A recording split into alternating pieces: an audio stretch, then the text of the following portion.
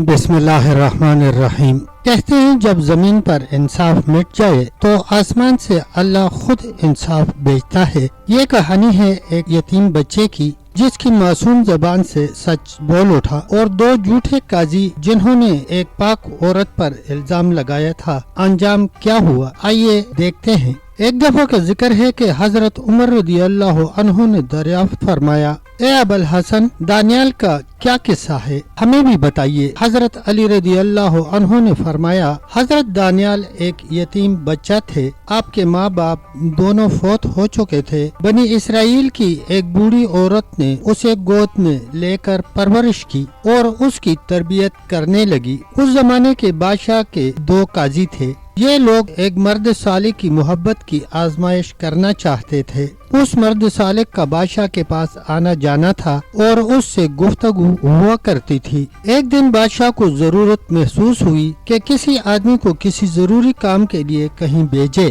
قاضی کی طرف رخ کرتے ہوئے بادشاہ کو ضرورت محسوس ہوئی کہ کسی کو میرے کام کے لیے تیار کرو، میں اسے اپنے کام کے لیے بھیجنا چاہتا ہوں۔ دونوں قاضیوں نے مرد صالح کی طرف اشارہ کیا اور اسی کو کام کے لیے چنا گیا۔ اس مرد صالح کی حسین پارسا بیوی تھی جسے وہ بہت چاہتا تھا۔ جب دونوں قاضیوں نے سفر کی سفارش کی تو مرد صالح نے دونوں قاضیوں سے کہا کہ میری بیوی کی روز خبر گیری کرنے میں کوتاہی نہ کرنا، اور مزید کہا میں تم دونوں کو اپنی بیوی کے بارے میں اچھے سلوک کی نصیحت کرتا ہوں۔ دونوں قاضیوں نے اس بات کو قبول کیا اور جب مرد صالح سفر پر روانہ ہو گیا تو وہ دونوں قاضی اس عورت کے محل سرے پر آئے۔ جب ان کی نظریں عورت کے حسن و جمال پر پڑی تو دونوں اس کے حسن و جمال کی وجہ سے دل و دین سے ہاتھ دھو بیٹھے۔ انہوں نے عورت کو اپنی طرف دعوت دی، عورت نے ان کی بات کو ٹھکرا دیا۔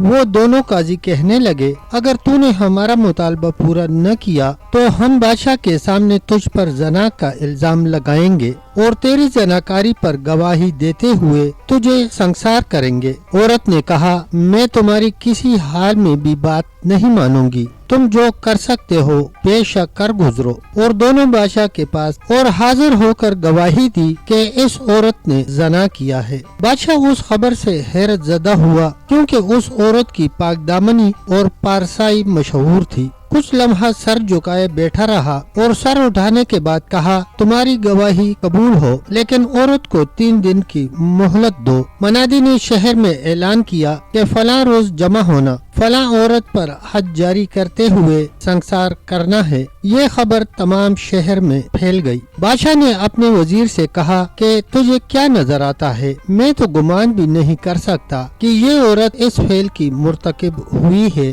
وزیر نے کہا، مجھے بھی اس کے فعل پر تعجب ہے۔ آخر کر تیسرے روز جو مہلت کا آخری دن تھا، وزیر اپنے گھر سے باہر نکلا تو اس کا گزر چند بچوں کے پاس سے ہوا جو کھیل میں مصروف تھے، اور ان بچوں کے درمیان دانیال بھی موجود تھا۔ اس وقت دانیال نے بچوں سے کہا، مجھے بادشاہ سمجھو، اور ایک بچے سے کہا، تو مرد صالح کی بیوی بن جا۔ دوسرے 2 بچوں سے کہا، تم دونوں قاضی بن جاؤ اور اس عورت کے زنا کی گواہی دو۔ کرسی کی مانند تھوڑی سی مٹی اکٹھی کی اور اس کے اوپر بیٹھ گیا اور لکڑی کی نگوار اپنے ہاتھ میں لی اور کہا، دونوں قاضیوں کو ایک دوسرے سے جدا رکھا جائے۔ ایک بچے سے کہا، اس کا ہاتھ پکڑ کر فلاں مکان پر لے جا۔ ان دونوں قاضیوں سے ایک کو طلب کیا اور کہا کہ بتا، اس عورت کے بارے میں تیری کیا گواہی ہے؟ جھوٹ بولنے پر اس تلوار سے تیرا سر تن سے جدا کر دوں گا۔ وزیر پوری توجہ سے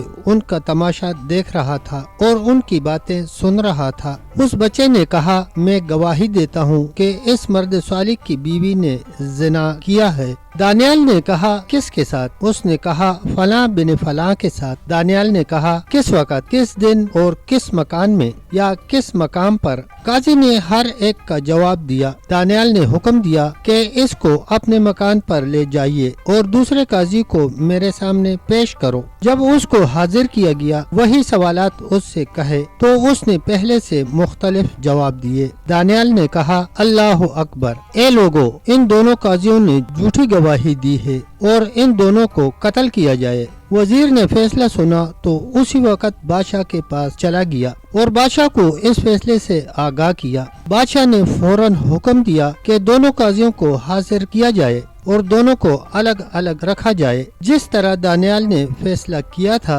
उसी तरह फैसला किया। उन दोनों काजियों ने भी गवाही में इख्तिलाफ किया जिस तरह बच्चों ने इख्तिलाफ के साथ गवाही दी थी। उस बादशाह ने लोगों के दरमियान आवाज दी कि इन दोनों झूठे काजियों को कत्ल कर दिया जाए। जब सब ने झूठ को सच समझ लिया था तब एक यतीम बच्चे ने हक को जिंदा कर दिया। हजरत दानियाल अलैहिस्सलाम ने दुनिया को सिखा दिया कि इंसाफ उम्र का नहीं ईमान का मोहताज है और आज भी सच वही जीतता है जो अल्लाह के लिए बोला जाए। प्यारे दोस्तों, अगर वीडियो अच्छी लगे तो वीडियो को लाइक और शेयर करें और कमेंट सेक्शन में अपनी राय का इजहार जरूर करें। तब तक के लिए इतना ही, मिलते हैं एक नई वीडियो के साथ। तब तक के लिए अल्लाह हाफिज, अल्लाह निगहबान।